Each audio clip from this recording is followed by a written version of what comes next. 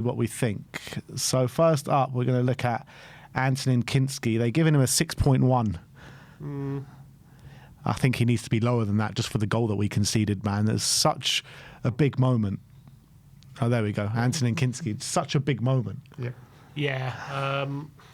To be fair, what I will say in Kinski's defence is I did think his passing was actually really good. And there was some really good distribution there, in much better than what we see from Vicario, to be honest, a lot of the time.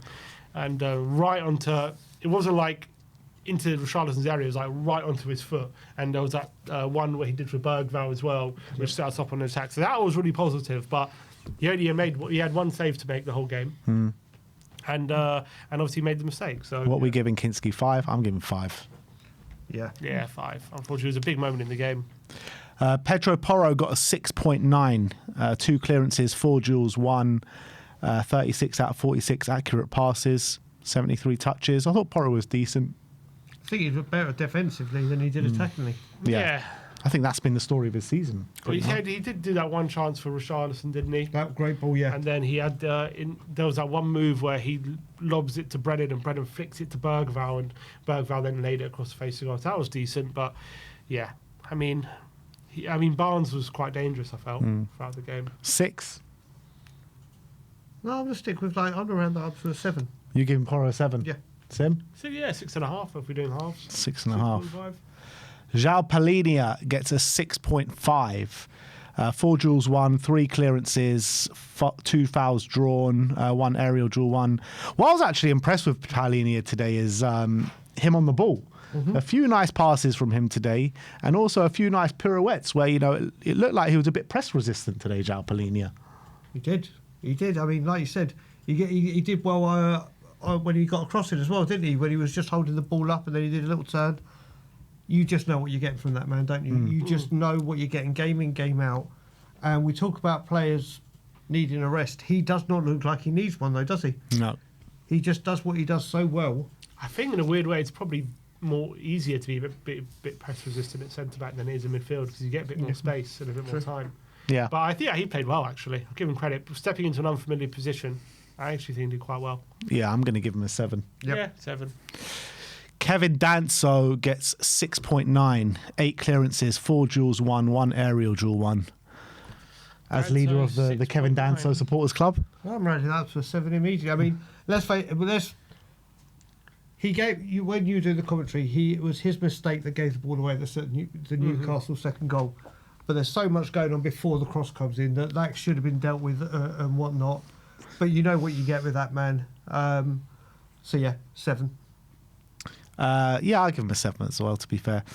Jed Spence gets 6.7. I think they've done him a bit dirty there, to be honest. I think, yeah, look, maybe if you round it up, it's a probably fair mark. But I thought he was pretty good today, Jed Spence. 8 duels, 1, 5 clearances, 2 aerial duels, 1. I thought he was really hard to handle on that left-hand side.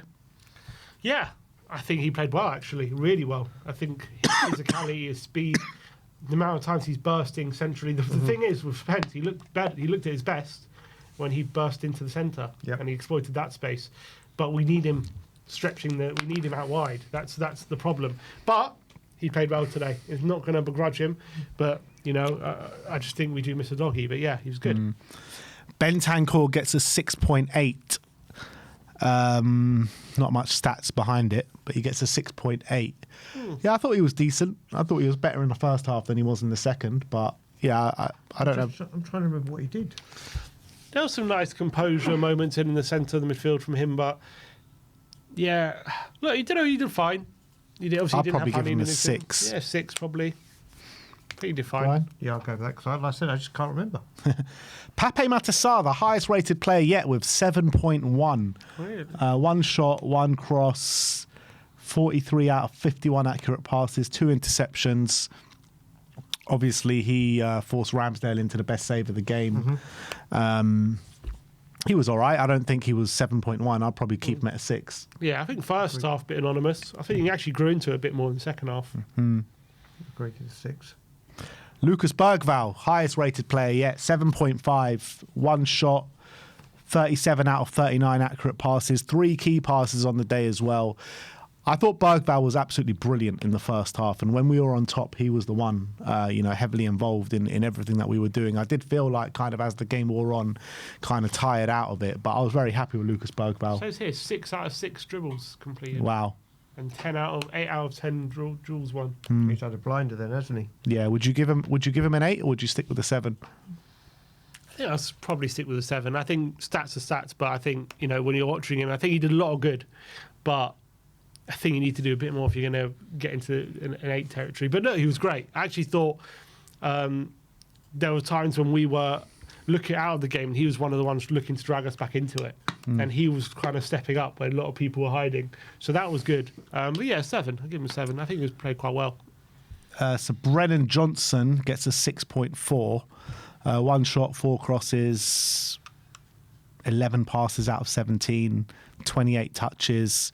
I thought, it's been better than maybe what he has shown on a lot of the times this season. He got himself involved. He was putting in crosses into the box.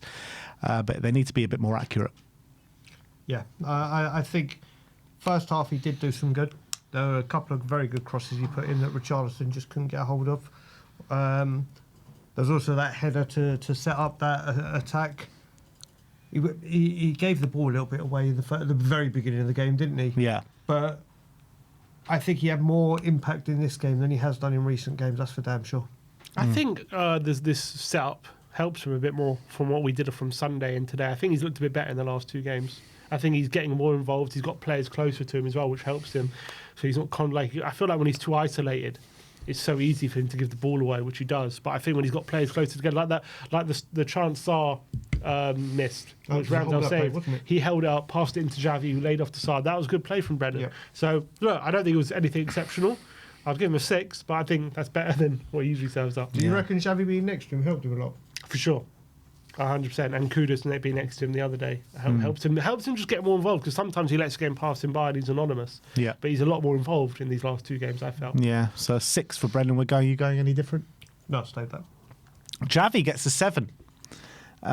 2 shots, 1 cross, 2 key passes, 1 interception as well. I like Xavi's performance today, and I think since every game he's started, I think this is the best of the lot, to be honest. I know it's not a great bar, because he hasn't been great for us so far, and the last half an hour at Brighton obviously is his best performance for us. But I think since he's been from his starting role, I thought he got involved. He was spraying some nice passes about.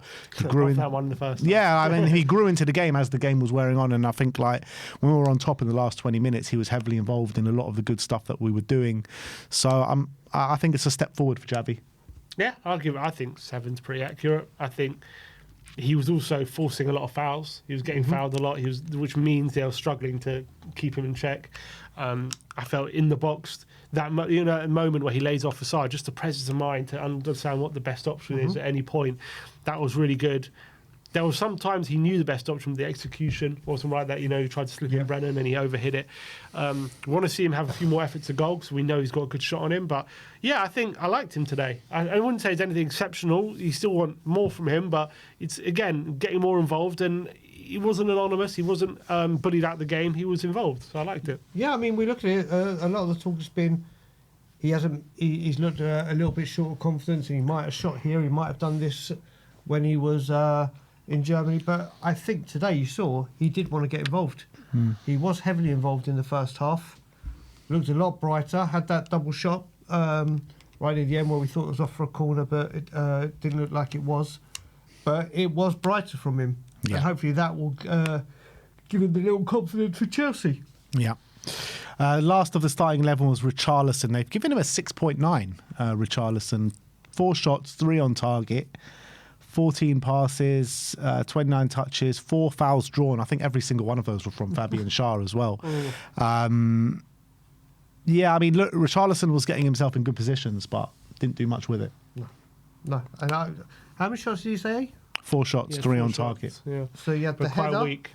Obviously, he had 2 slides and then far post, which he just missed as well. So what are the 3 he's had on target? He The had header? He had a header at the end of the first first shot. half. He had a header in the second half, which was straight at Ramsdale, very easy. And then he had shot blocked, and he had what other one was on target? He had that one where Porro crossed it and he volleyed Oh, it. yeah. That's the one I couldn't think of. Look, I think Richarlison was a bit of a nuisance today, but I actually thought his hold-up play was a lot better today than it has been in other games recently as well. And the fact he was drawing fouls is good, but you're a striker, and when you get in those positions, you've got to bury one of those chances. Yep. Next up is the substitutes. Randall Kolo Muani gets a 6.3. Look, a few nice moments, but he didn't make too much of an impact. I was happy with the few moments that I saw, and obviously you never know what could have happened if he could have carried on doing that run when the referee tackled him. But I do like the moments I see from Randall. Yeah, Joe, it's for me right now. It's just him. It's good that he's just got more extra minutes. I think he starts against Chelsea, and obviously those minutes will help him. The start at Everton, and hopefully that he'll now start getting the flow of it, and he will start firing against Chelsea. Please God. But like you said, that run that he went on, forget the referee's touch and where it would have been. The actual what he did to get into that position was incredible. Yeah, and I think by the time he moved up front, he's on the left, wasn't he, for a bit? And by the time he moved up front, again, Newcastle made their changes, and it was hard for him to impact the game. Yeah, I think probably a 6 is fair for Randall. And then Mohamed Kudus, who gets a 6.5. I mean, I'm not sure why he gets higher than Muani, to be honest. I don't know. I don't remember Kudus doing much apart from that fight with Joe Linton. He didn't do much, did he? No, I really don't think he did. I think he put one cross in, didn't he? Right near the end, where it didn't go to anyone. I don't know how he's got higher than Muani. I think Kudus probably gets a 5, to be honest. Didn't do much. Yeah, it was struggled. And Matisse Tell gets a 6.3. I don't know how he touched the ball. He got 4 touches. 4 touches. Four touches. He's got a 6.3 for it. Drew 1 foul and made 1 pass in those 4 touches. I guess it's hard to, judge. How does that get a 6.3? What, 4 touches? But when you enter the pitch, what do you enter as on a rating? You know what I mean?